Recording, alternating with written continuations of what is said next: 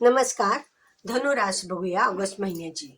आता इथे काय होतं, या इथे तुम्हाला मंगळ शनी प्रतियोग आहे, पण तो चतुर्थ आणि दशमात नाही. म्हणजे तुमचं संघर्ष वाढणार आहे. संघर्ष वाढू द्या, काही प्रॉब्लेम नाहीये. तुम्ही तेवढी कपॅसिटी तुमची आहे. गुरुची रास आहे तुमची. गुरुची रास असल्यामुळे तुम्हाला सर्व तऱ्हेचे चांगले मार्ग मिळत असतात आणि त्या चांगल्या मार्गाने तुम्ही सातत्याने प्रयत्न करून पुढे येत असतात. आणि आता गुरु तर सप्तमात आहे, म्हणजे स्वतःचे मित्रपरिवार किंवा सहकारी यांचं सहकार्य तुम्हाला अतिशय चांगलं मिळणार आहे. पार्टनरशिपमध्ये सुद्धा तुम्हाला तुमच्या बाजूनी निर्णय होणार आहेत. जे काही गोष्टी तुम्हाला पाहिजे, जे काही तुम्ही म्हणाल ती पूर्व दिशा राहणार आहे. कारण पॉझिटिव्ह आणि योग्य निर्णय घेण्याची कपॅसिटी तुमची वाढणार आहे. इथे सगळ्या गोष्टी तुम्हाला चांगल्या मिळणार आहे. पत्नीबरोबर तुमचे संबंध अतिशय चांगले राहणार आहे. कुटुंबामध्ये आनंद राहणार आहे. मुख्य म्हणजे पैशाची जी आवक आहे ती चांगली राहणार आहे.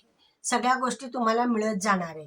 आणि 15 तारखेनंतर तर रवी भाग्यस्थानात जाणार आहे. म्हटल्यावर इथं भाग्यवृद्धी होणार आहे, अधिकार योग मिळणार आहे, प्रतिष्ठा मिळणार आहे. जे जे तुमची कामं अडली होती ती पण इथे होऊन जाणार आहेत.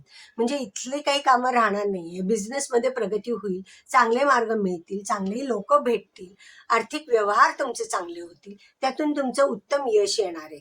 फक्त काय होतं की घरामध्ये थोडंसं अशांत वातावरण वाटणार आहे, पण त्याच्यावर तुम्ही योग्य मार्ग काढणार आहात. कारण गुरु पॉझिटिव्ह आहे, हे लक्षात ठेवा. तुम्ही स्वतः म्हणजे गुरु पॉझिटिव्ह म्हणजे तुम्ही स्वतः आहे ना, चांगले निर्णय घेणार आहात.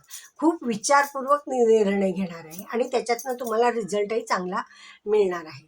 त्यामुळे इथे तुम्हाला असं वाटून देऊ नका की बाबा शनी मंगळ प्रतियोग आहे, पण तुमचं पराक्रम वाढणार आहे, कर्तृत्व वाढणार आहे, कामाची कपॅसिटी वाढणार आहे. ह्या गोष्टी सगळ्या पॉझिटिव्ह आहे, वृद्धी आहे, चांगली आहे. मग जेव्हा तुम्ही चांगलं काम करता तेव्हा आर्थिक कपॅसिटी तुमची वाढतेच, पैसा मिळायला येतोच. हां, थोडं कमी जास्त वेळ लागेल, पण मिळेल. हे 100% मिळणार आहे, हे तुम्ही लक्षात घ्या. आणि काम विचारपूर्वक होणार आहे आणि योजनापूर्वक तुम्ही काम करणार आहे, हेही तुम्ही लक्षात ठेवा. की जेणेकरून तुम्ही घाई करू नका, पण विचारपूर्वक आणि दीर्घकाळ असणारी कामं इथे तुमची होतील.